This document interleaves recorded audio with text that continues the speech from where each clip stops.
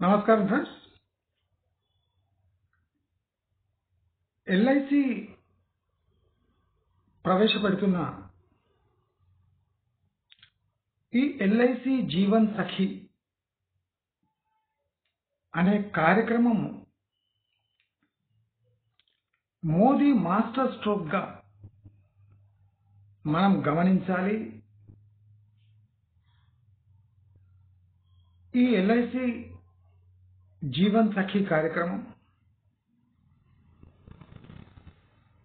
ఒక mock drill లేదా ఒక మాస్టర్ ప్లాన్ లో ఒక ఇనీషియల్ ఎక్స్పెరిమెంట్ గా మనం చూడాలి. అసలు ఈ ఎల్ఐసి జీవన్ సఖి కార్యక్రమం వెనుక మతలబేముంది? ఈ ఎల్ఐసి జీవన్ సఖి మనకు ఏం తెలియజేస్తుంది? మోదీ నేషనల్ లెవెల్లో ఈ కార్యక్రమాన్ని ఎందుకు ముందుకు తీసుకొచ్చాడు అని మన ఛానల్ అనాలిసిస్ చేసింది. ఆ అనాలిసిస్ లో చాలా ఇంట్రెస్టింగ్ ఫ్యాక్ట్స్ బయటపడ్డాయి. దాంట్లో ముఖ్యమైనది ఈ ఎల్ఐసి జీవన్ సఖి అనేది ఒక మాక్ డ్రిల్. దేనికి ఎల్ఐసి మాక్ డ్రిల్ ఎట్లయితుంది? జీవన్ సఖి కార్యక్రమం మాక్ డ్రిల్ ఎలా అవుతుంది? మహిళల అభ్యున్నతి కోసము ఈ స్టైఫండ్ స్కీమ్ తెచ్చారు కదా, మరి దీంట్లో ఏం మోసం ఉంటుంది అని చాలా మంది భావిస్తుండొచ్చు. మనం గుర్తుపెట్టుకోవాలి, మోదీ ఏది ఫ్రీగా ఇవ్వడు. రాజకీయమైన బలమైన ఒక రీజన్ ఉంటుంది, లేదా దీని ద్వారా ఫైనాన్షియల్ లబ్ధి ఉంటుంది తప్ప ప్రజలకు పుణ్యానికే స్టైఫండ్ ఇవ్వడం మోదీ నైతిక పాలసీ కాదు. మోదీ ప్రతి పైసా ఏదో రూపంలో వసూలు చేసుకుంటూనే ఉన్నాడు. బుజ్జగించో, బెదిరించో, ఆశ చూపో, కన్విన్స్ చేసో ఏదో రకంగా లాభసాటి వ్యాపారం చేస్తాడు మోదీ. కానీ మన తిక్క నా కొడుకుల్లాగా రైతు బంధు, రైతు బీమా, రుణమాఫీ అని లక్షల కోట్లతో ప్రజాధనంతో ఆడుకోడు. అందుకోసం మోదీ మళ్ళీ మళ్ళీ ఎలక్ట్ అయి వస్తున్నాడు. మన సన్నాసులకు ఇది అర్థం కాక మోదీ కూడా చేస్తున్నాడు కదా. మోదీ ఏం చేస్తున్నాడు? మోదీ బాగా ఆలోచించి నిర్ణయాలు తీసుకుంటాడు. అయితే జీవన సఖి ఈ స్టైఫండ్ ఆట ఏమి, మతలబేమి, మర్మమేమి అని అడిగితే ఇది స్టైఫండ్ కాదు, ఇది నిరుద్యోగ భృతి కాదు. కానీ ఇది స్టైఫండ్ మరియు నిరుద్యోగ భృతి. అదేంటి ఫస్ట్ మీరు కాదన్నారు, అయినాక అవును అంటున్నారు అంటే ఇది కాదు అవును అనే ఒక స్కీమ్. ఇది మోదీకే సాధ్యం.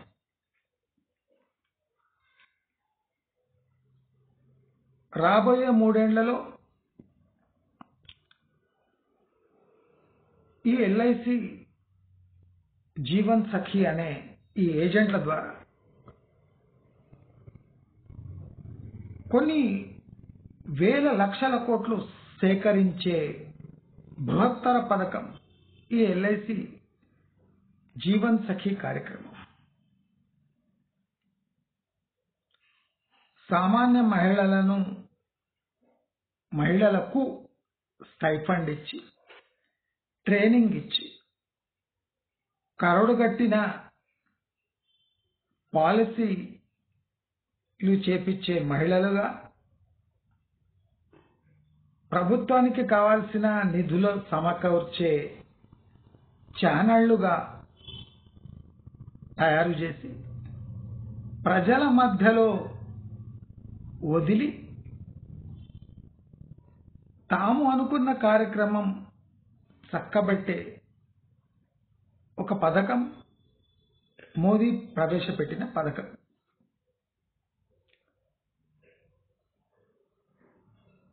మన రాష్ట్రాల్లో నిరుద్యోగ భృతి, రైతు బంధు, రైతు బీమా, రైతు రుణమాఫీ అంటే ఏదైనా తీసుకుంటే ఇచ్చే అవసరం లేదు.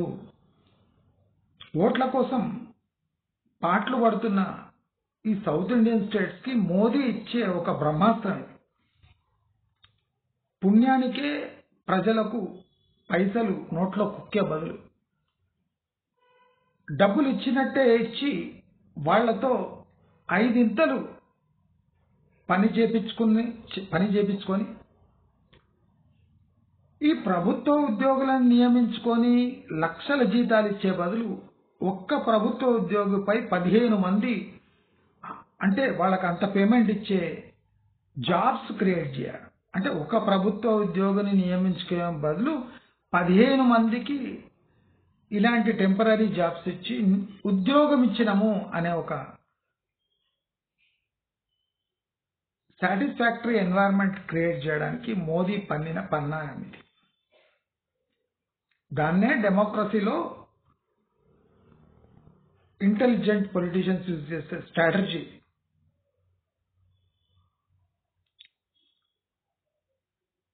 ఈ ఎల్ఐసి జీవన సఖి సౌత్ ఇండియాలో ఫ్లాప్ అవుతుంది. ఎందుకంటే ఇక్కడ 7,000 ఇస్తే ఎవడు పనిచేయడు. ఇక్కడ సోమరి మహిళలకు కూడా 7,000 తక్కువ. పని చేయకుండా తొంగుంటారు కానీ 7,000 తీసుకొని సంవత్సరానికి 24 పాలసీలు చేపించాలంటే వీళ్లతో అయ్యే పని కాదు. అంటే నెలకు 2. మోదీ టార్గెట్ సంవత్సరానికి 50 లక్షల పాలసీలు చేపియ్యడం.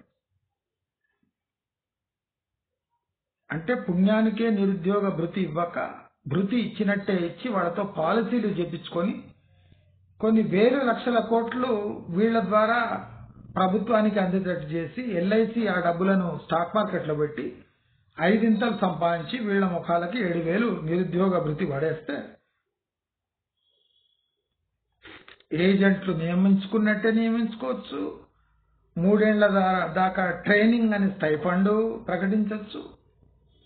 స్టైఫండ్ ద్వారా వాళ్ళ పర్ఫార్మెన్స్ బాగాలేదని సగం మందిని పీకేసిన మోదీకి అయ్యే నష్టమేం లేదు. ఎందుకంటే 3 ఏళ్ల వరకు తన రాజకీయంగా ఎలా బలపడాలో పడిపోతాడు. తర్వాత ఈ మిగిలిన ఏజెంట్లను వేరే పాలసీలకు, వేరే గవర్నమెంట్ స్కీమ్స్ మళ్లించి, అంటే ఈ ఎల్ఐసి జీవన సఖితోని బ్యాంకింగ్ సిస్టమ్ వైపు వీళ్ళని మళ్లిస్తే ప్రజల దగ్గర చిట్టి డబ్బులు, సేవింగ్స్ ఇవన్నీ తక్కువ రేట్లో తక్కువ వడ్డీకి ప్రభుత్వానికి ఇచ్చేటట్టు వీళ్ళని ట్రైన్ చేయొచ్చు. ఇప్పుడు చాలా మంది అడగచ్చు, మగవాళ్లకు ఈ ట్రైనింగ్ ఇవ్వచ్చు కదా, ఆడోళ్ళకి ఎందుకు ఇస్తున్నారు?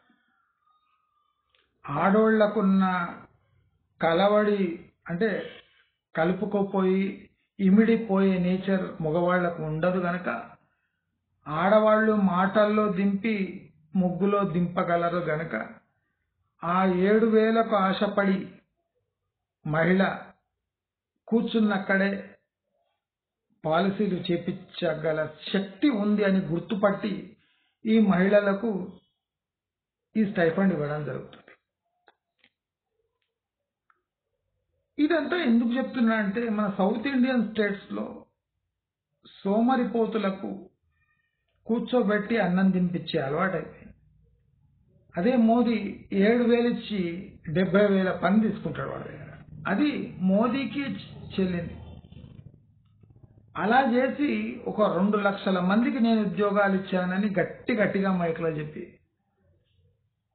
వాళ్ళ ద్వారా 10 లాభపడి రాజకీయంగా బలపడి ఈ కాంగ్రెస్ రాష్ట్రాలను పాదాక్రాంతం చేసుకొని అణగదొక్కి బీజేపీ జెండా రెపరెపలాడించే ప్రయత్నం ఈ ఎల్ఐసి జీవన్ సఖి ద్వారా మొదలుపెట్టాడు. ఇలాంటి ఈ పైలట్ స్కీమ్ సక్సెస్ఫుల్ అయిందంటే విభిన్న గవర్నమెంట్ స్కీమ్స్ కి ఇలాంటి మహిళలనే ట్రైన్ చేసి వారి ద్వారా లబ్ధి పొంది వాళ్లకు స్టైఫండ్ ఇచ్చి ఉద్యోగం ఇచ్చినట్టు బిల్డప్ ఇవ్వాలని మోదీ గ్రాండ్ ప్లాన్.